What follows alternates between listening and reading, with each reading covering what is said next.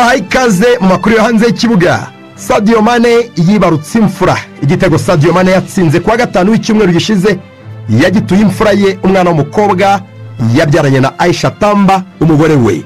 Umwaka ushize Ike Masar nibwo Sadio Mane imyaka 32 uyu munsi yashakanye na Aisha Tamba w'imyaka 19 uyu munsi. Keur Masar ni Dakar mu murwa mukuru wa Senegal. Aba bombi bakundanye bakimenyana mu myaka 5 ishize. Aisha Tamba yarafite imyaka 14 gusa, ari umunyeshuri yemera kuzaba umugore wa Sadio Mane amaze kuzuza imyaka 18. Barakundanye imyaka 5 yose bategereje ko Aisha Tamba apfundura. Barategereje bambikanye impeta muri 2024. Hashize amezi 18 mbese umwaka n'amezi 2 nibwo babonye imfura yabo umwana mwiza w'umukobwa. Ababyibuka neza aba bombi bambikanye impeta habura iminsi 6 gusa ngo hatangire igikombe cy'Afrika 2024 cyabereye muri Côte d'Ivoire. N'amakuru yo hanze y'ikibuga.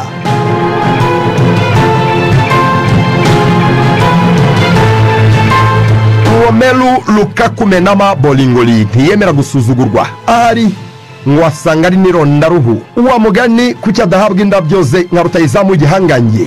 Rutayizamu wa Napoli uyu munsi iyo abivuga agira ati ndi muri iryo tsinda aho hejuru ku gasongero ngo bazabyemere se. Aragira ati abanyamupira bavuga kuri Lewandowski, Suarez na Benzema yewe na Harry Kane babita ibihangange world class, ariko banyeraho bakavuga ko ndi mu bihe byiza good form. Ubwo se nibyo kweri? Nanjye ndi muri ako gatebo aho hejuru hamwe nabo. Mu myaka mike ishize nagaragaje ko atari ukuramuka neza cyangwa se ibihe byiza, ni uguhozaho consistency. Kimwe na Harry Kane, Lewandowski, Benzema na Suarez ntsinda ibitego nkongera nkabitsinda. Ibyo nkabikora buri munsi. Aho kariyeri ya Lukaku igeze uyu munsi, uyu mubirigi yakinnye imikino 796 atsinda ibitego 404, atanga n'imipira 113 yavuye mu bitego. N'amakuru yo hanze y'ikibuga.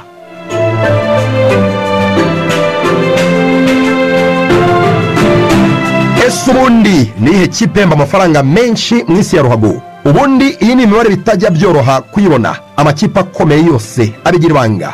Gusa UEFA yahisemo gutangaza iyi mibare.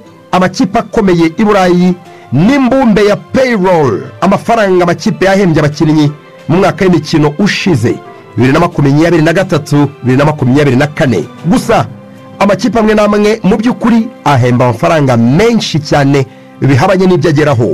Biratangaje nk'uburyo Everton iri mu makipe 20 yahembye menshi ku isi, inyamara ikaba ya 14 muri Premier League.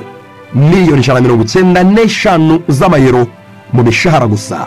Iya 10 ni Aston Villa yahembye miliyoni 292 z'amayero mu mishahara gusa. Ntiyapfuye ubusa kuko biteguraga gukina UEFA Champions League kandi babigezeho. Ku mwanya wa 9 hari Arsenal yahembye miliyoni 381. Ndakomeza mbare mu maero. Ku mwanya wa 8 hari Chelsea yahembye miliyoni 395.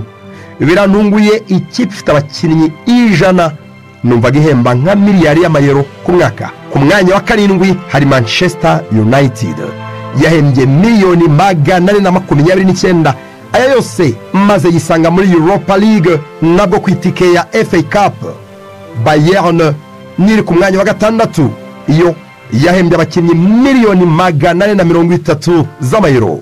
Bavaria ishobora kubitanga urusenda mu kugura abakinnyi ariko ihemba neza pe. Ku mwanya wa 5 ni Liverpool miliyoni 449. Ikipe ya 4 biratangaje nubwo myaka yashize yarekuye hafi abastari bose, Messi, Neymar, Pique, Suarez, Griezmann n'abandi, ariko iracyahemba ubwatsi. Barcelona yahembye miliyoni 479. Ku mwanya wa 3 ni Real Madrid yahembye miliyoni 505 z'amayero. Ku mwanya wa 2 ni Manchester City yahembye miliyoni 554. Inyuma ya Paris Saint-Germain ya mbere yahembye Mbappe na bagenzi be miliyoni 658 z'amayero. Mbappe we ngo hari nayo yambuwe. N'amakuru yo hanze y'ikibuga.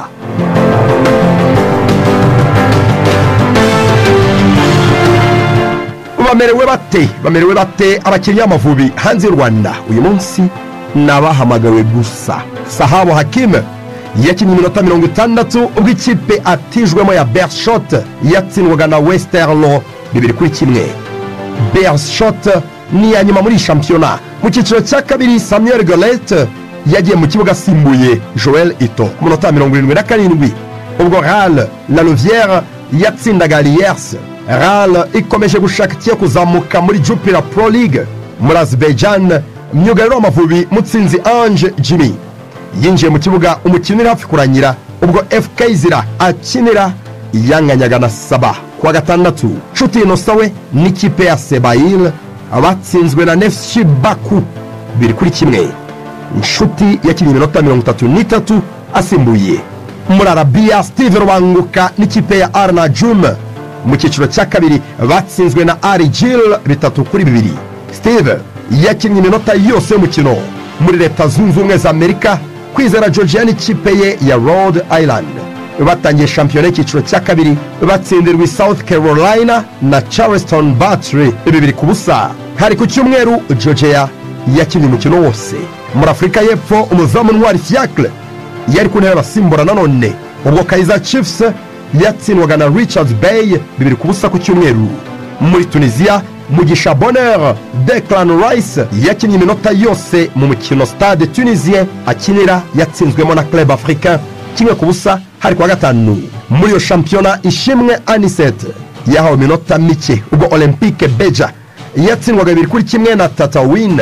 Muri Libya Bizimana Jihad na Manzi Thierry babanje mu kibuga. Ikipe yabo ya Al Ahli Tripoli yanganyije na Al Watan 0-0 byabaye kwa kane. N'amakuru hanze y'ikibuga nitwa Lorenzo Christian Musangamfura. Iyi